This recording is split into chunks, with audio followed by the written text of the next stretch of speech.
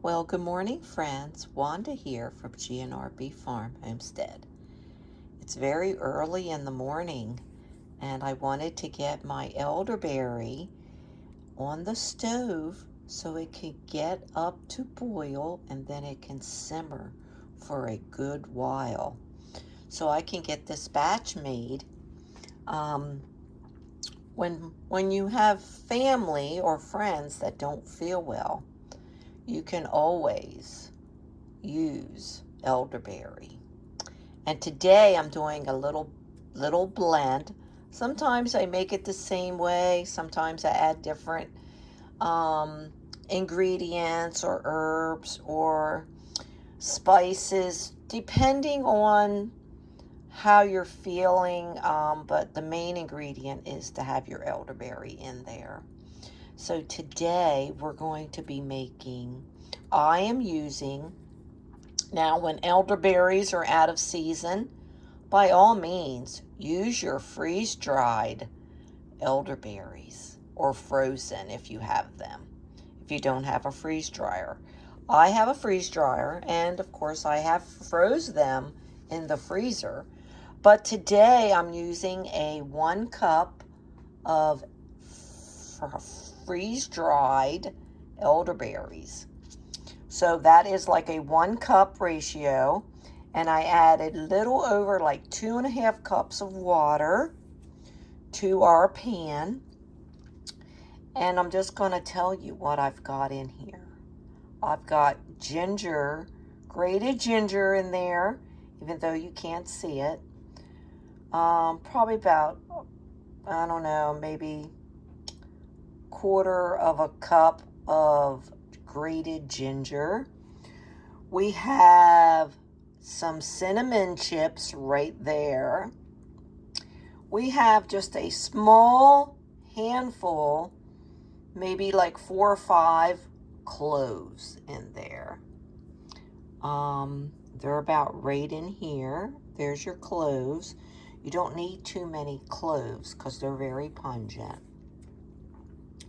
I've added some orange peel, some dried orange peel from oranges. Gives it a nice citrus little blend in there. And I've also added, for stress, I've added a freeze-dried from our garden last year that I did in the summer of our passion flower. Passion flower is so sweet, but it's stress relieving. It helps to relax you.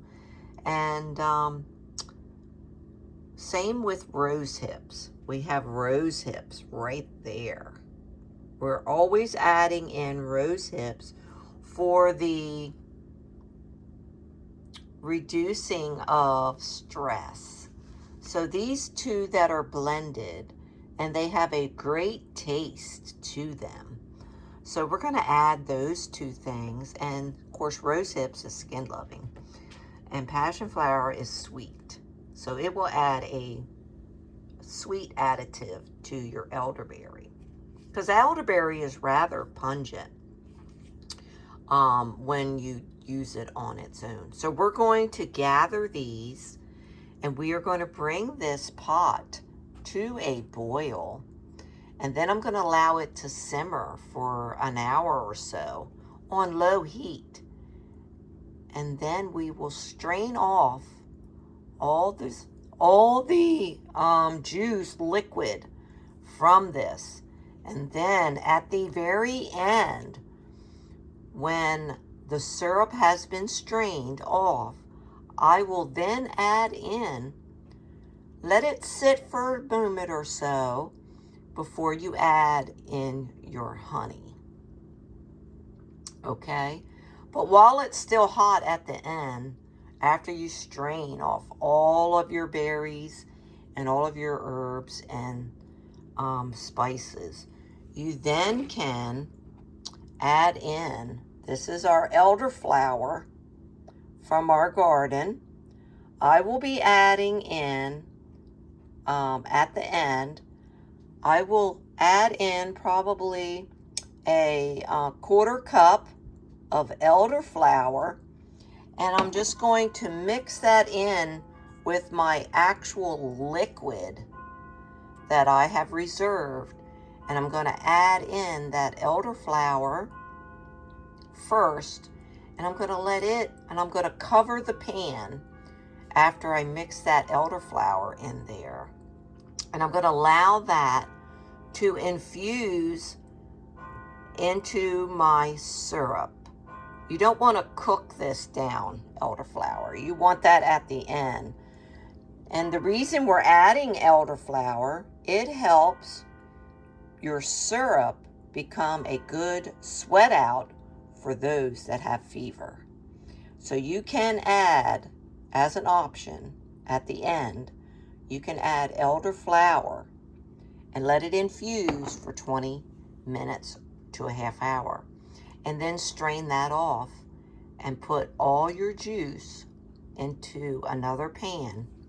And then we're going to add in our honey, which your honey will be according to your own taste as far as sweet level. So you can use a little honey, or you can use up to, like, a half a cup to 3/4 cup. It just depends.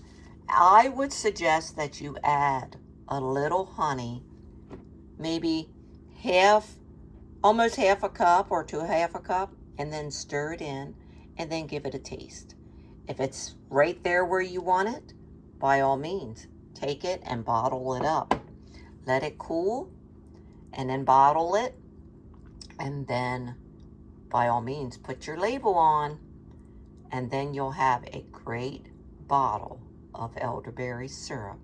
Take 1 teaspoon every day, 3 to 4 if you are ill and not well. It's great for all your colds, flu, sore throat, cough. It will relieve your symptoms, and you'll be feeling better soon than later. And keep taking it even when you are better, so that you can boost your immune. 1 teaspoon every day is all you need of a good blend of elderberry syrup. Now, this is just one of my many blends that I make, and for myself or for a family person when they're not feeling well. Sometimes I add other ingredients depending on the severity of their, of our symptom.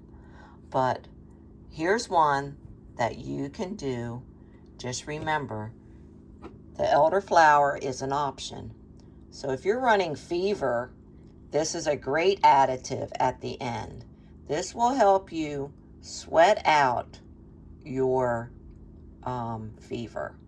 And so remember that if you want to add your elderflower at the end. Do it before you add your honey. Strain it off. And honey is the very last ingredient that you add to your syrup. Dissolve it, let it cool down, and put it in your bottle or jar. And there you go. And you can stick it in your fridge, and it will last for months and months and months. You'll be fine. And make sure you label it.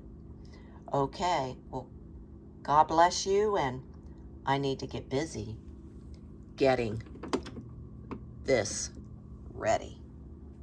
Have a blessed day. Be well.